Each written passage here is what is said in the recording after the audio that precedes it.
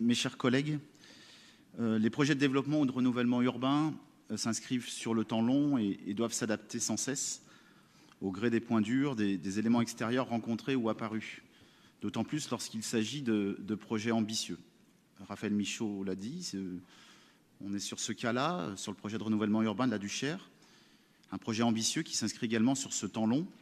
Et donc à ce titre, le premier PRU, principalement sur le quartier du Plateau, sera clôturé en cette fin d'année 2022, plus de 20 ans après son lancement.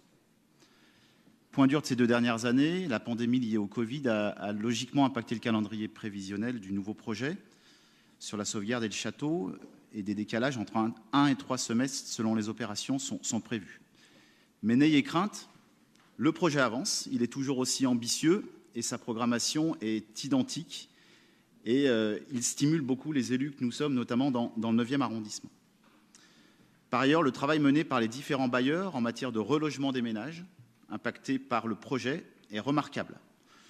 Je tenais, en tant qu'élu local, aussi à saluer tout le travail de concertation qui s'est poursuivi avec les habitants, malgré le contexte sanitaire difficile. Ateliers de travail participatif, mobilisation des enfants en sortie d'école, système de votation, le projet se bonifie, tout en étant largement partagé.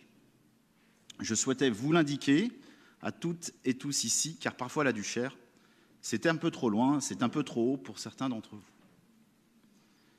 J'aurais pu m'arrêter là s'il n'y avait pas eu des propos regrettables tenus ces derniers jours dans la presse par mon prédécesseur au micro, qui a eu d'ailleurs aujourd'hui plutôt une élocution clémente sur la Duchère, mais des propos tenus sur les grandes difficultés que connaît la résidence Sakharov en matière de sécurité. Eh bien écoutez, Monsieur Collomb, ces propos n'ont pas été à la hauteur ni à la prise de recul nécessaire d'une situation qui devrait amener concorde et humilité au sein de notre Assemblée. La situation que vit la résidence Sakharov est celle que connaissent aujourd'hui, hélas, d'autres quartiers en France et plus proches au sein de la métropole de Lyon.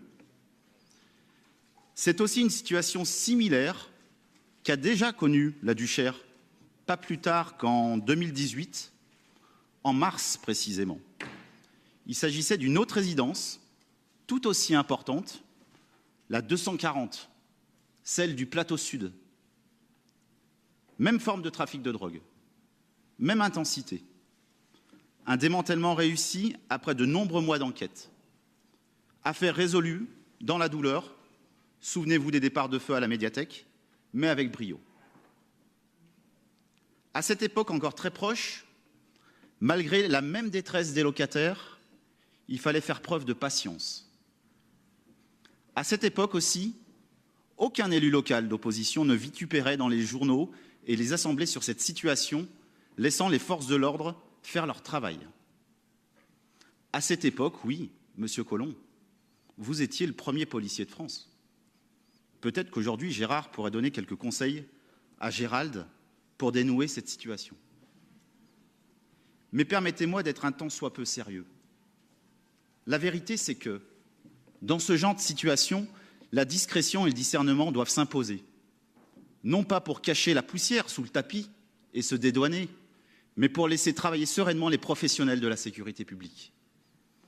La vérité, c'est que, dans ce genre de situation, l'enjeu n'est plus de savoir s'il faut démolir ou réhabiliter cette résidence.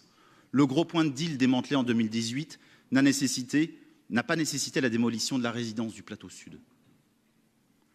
La vérité, c'est que, dans ce genre de situation, l'élu de proximité que je suis, mes collègues élus, les nombreux partenaires investis sur le quartier de la Duchère, le bailleur Sacvel, se serrent les coudes et avancent groupés pour aller au contact des locataires de la résidence.